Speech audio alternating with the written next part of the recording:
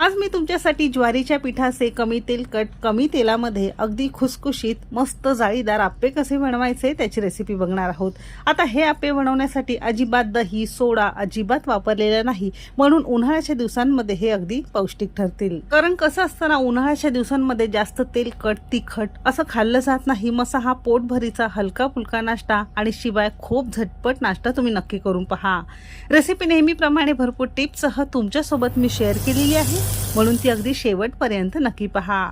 सगळ्यांना एक निवेदन आहे, तुम्हाला जर माझ्या रेसिपीज बघायला आवडत असतील तर कुकिंग तिकीट मराठी चॅनेलला सबस्क्राइब करा आणि बाजूची बेल घंटा नक्की क्लिक करा। चला तर मग वेळ न घालवता रेसिपीला सुरुवात करूया। ज्वारीच्या पिठाचे कमी तेलकट खुसखुशीत आप्पे बनवण्यासाठी सगळ्यात पहिल्यांदा इथे आपण मेजरिंग कपने 1 कप आणि 150 ग्राम प्रमाणात न साळता घेतलेलं ज्वारीचं पीठ आहे। कारण ज्वारीच्या पिठामध्ये सुद्धा फायबर असतं आणि फायबर्स आपल्या आरोग्यासाठी खूप